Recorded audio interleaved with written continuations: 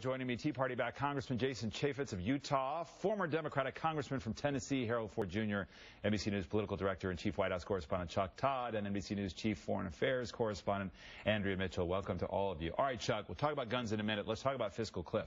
Are we going to get a deal here? We're going to get a small deal is what everybody seems to be going at. You heard that with the two senators, that's what the Senate is going to do. It's a shame, and you do wonder, the only thing that could change things is there the holidays? Does it change sort of Boehner's mind? Does it change the president's mind? I think politically the president's making a mistake to go for a small deal. He will lose leverage as the year goes on. He'll get a big political victory, but he should try one more time for the big deal. You had nearly 200 House Republicans about to vote to raise taxes on millionaires. That means, could you get it up from 400 to 750 in line? Right. A deal is within reach. He's got to figure out, I think, go one more time. They seem to have had it, and they don't want to try Boehner one more time. But I think they're making a big mistake. Congressman, look, I mean, the question is whether the Speaker's going to face a real revolt by conservatives like yourself if he puts down a bill that requires Democrats to get it passed. Is he? Well, my frustration is not with John Boehner. I think he did the right thing. I was actually supportive of this Plan B. My frustration is with the Democrats because the House Republicans, our conscience is clear. In August, we passed a bill to extend all of the tax rate. We did deal with the fiscal cliff issues. We have passed that. It's Harry Reid and the president that have yet to come up with something. And if it was so easy, if they thought they had a solution to it, why didn't on Friday they didn't come to the table and actually pass something? The pressure's on them. What can they pass in the Senate? Harold, you know the politics of this, but you also know the markets and how they've been reacting, and Wall Street and corporate America more generally. Is there new pessimism now that we're not going to get a deal and then not going to solve these bigger issues anyway? Big disappointment. People, I think, in the business community and outside of Washington understand very clearly. There are a couple $100 billion over 10 years separating both sides. The question becomes, can Washington still govern itself? Two, there's a growing realization that we are in the middle of a recovery, a small recovery, and if we find ourselves not able to resolve this moment, it retards and slows, and for that matter, undermines what we see ourselves doing going forward. And finally, for the life of me, as someone who served there, it was so distressful to watch both sides yell at each other and yell at each other. And I have to tell you, I feel sorry for Speaker Boehner in some ways. I've seen some of your colleagues who I think are a little unreasonable. And I dare say there's some Democrats who are unreasonable. But as someone who loves the country and wants to see us go forward, you have to wonder, what does it take to make them come together if they can't come together at this moment as close as they are? You know, and to follow up on what Harold was just saying, durable goods were up. Personal income is up somewhat. The housing market is beginning to come back. The economy is poised. But the markets, the stock market is going to react. You know, I'm not going to predict, can't predict, don't have the knowledge. No one does as to what exactly is going to happen. But Chuck is right. They should go, the White House should get over its upset with Boehner and help bail him out. Now, one question about John Boehner and Eric Cantor and the rest of them. If leaders can't count, what can they do? How they went ahead with Plan B, knowing they didn't have the votes. I mean, that is sort of 101 in politics. Make them reject one more time. That's the point. Yeah. Make Boehner and the White House says, look, there's no real partner here. There's no partner. No, that's what they say. Here's the broader question, and it includes the gun debate, okay? What are the president's priorities going to be after the first of the year? Congressman, you heard Wayne LaPierre. Does he reflect your views about how to approach any kind of remedy after a massacre like Newtown, which is we should talk about everything but guns? Well, like my wife and I, we have 3 kids, and if there's something that we can do that will make sure that this never, ever, ever happens again, of course I'll support it.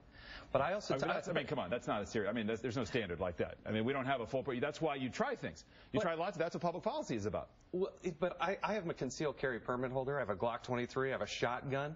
There are millions of people just like me. We're not the problem. I do think there is common ground that we should be attacking first and foremost is that mental health issue, because there are maybe not the laws that we need. Maybe there's not the reporting that we need. To say that that's already been tackled is, I think, would be incomplete. But politics changed, Harold. You're an NRA member. As a member of Congress you were.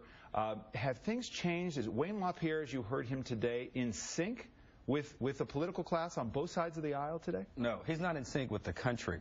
You know, the argument that I heard my friend Lindsey Graham make the argument that I have a big gun at home and I know how to change the clip and I'm responsible. It's almost like saying the speed limit's 55 miles an hour. People should trust me to drive 90. Look, if you don't have magazines that allow you to shoot 30, 40, 50, 60, 100 times, that won't happen. I think we should all be willing, members of the NRA, those that are not, gun owners, Second Amendment defenders, all be willing to say, you know what, for the safety of the country, do I really need a magazine that shoots 100 rounds? Can I be satisfied with one that shoots 6 or 7? Can I still hunt? And I think the answer is the country. As we talk about sacrifice around entitlements and tax reform, that has to be part of the conversation. I dare say a majority of the country would say, Wayne LaPierre, you're wrong. Let's accept and embrace a different standard. Right. You've got 35 states that don't cooperate with the FBI on background checks. You've got states now that permit guns, concealed guns in elementary schools, in houses of worship, on college campuses.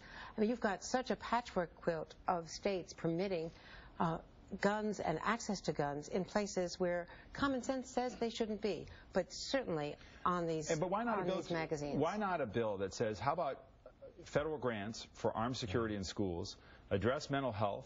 Maybe there's a conversation about culture as well, as some of these gun restrictive. Because it sounds like that's not where the administration is headed, which could be a political mistake. They aren't. I don't know how they get it through the House. I mean, Frank Thorpe, who's live tweeting the show today, noted in 1994, in a Democratic-controlled House, 216 to 214 is how the assault weapons banned in the House. That was a Democratic-controlled House. 258 Democrats were in that House of Representatives. It's not going. You're not going to see anything. Maybe the magazine clip. I do think the magazine clip, you could see some sort of movement there. But this goes back to why the president has to get a deal before the end of the year. Right. Because if his entire year next year is lost, going 2 months after 2 months, and there's no doubt it bothers them that they're not getting the respect from Boehner they believe they deserve. They won this election. They won the argument. I get it. They're never going to get to guns. They're never going to get to immigration. They're never going to get to energy. They're never going to get to so much of what they want to do. They've got to figure out a way to get this out of the way in a long-term way. I do think the armed guards is. I actually think there's some merit to that. I agree with the but director not armed around teachers. No, not armed teachers, but some kind of protection. When I went to high school in the 80s, we had an armed police officer. But you can't get in a building. A lot of high schools have been doing that for years. You can't go to a meeting in New York without taking a picture and getting a security card to go into the building. And this is right in the heart of Midtown, one of the safest areas in the country. So I think the point is, his point is, why not try? But the point is, then why not try reducing the availability of high-capacity magazines? I mean, isn't it possible that that could reduce the carnage? Well, we tried it for 10 years and it didn't work. There are millions we didn't try of magazines. Magazine limits, though.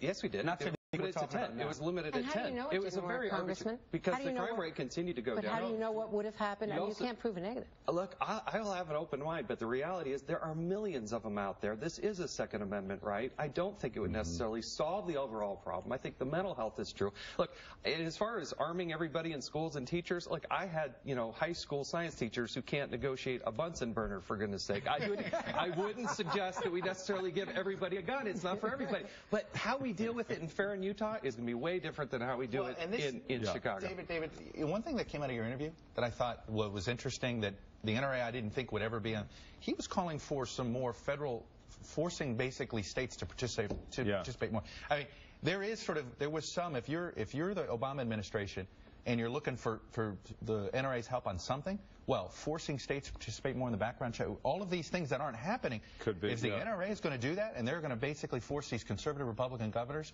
to sign legislation that did that, that would be a step. Hey, Andrea, we've only got about a minute left. I want to talk about the second term cabinet. Chuck Hagel did not get a ringing endorsement from Senator Schumer or from Senator Graham this morning if he's going to be defense secretary. What Senator Schumer said was really very, very revealing. Yeah. Exactly, because if a Democratic senator is not going to come to Chuck Hagel's defense, then I think there are serious problems there. And he did not come to his defense. I mean, this is going to be a second consecutive nomination where the president doesn't get his... 3 times? Yeah, the president doesn't get his first choice. This White House cannot continue to float trial balloons and then have them shot down. The president can't be perceived to being rolled by opponents. The problem that Chuck Hagel has, who has a lot of support in the foreign policy community, is that he's now getting shot at from the left and the right because of his past comments, which he has now retracted and apologized for, against gays. What is the core message of the State of the Union? Well, you tell me if there's a deal in the end of the year. Yeah. I mean, the president has promised to put guns in the union. Right. But he's going to be dealing with the debt stuff. Which, by the way, this has been a club that the White House has threatened over Boehner, which is saying, hey, I'm going to win the political argument. And the White House is right. But at what cost to the economy? At what cost to his own agenda? All right. We'll take a break here. Be back in just a moment.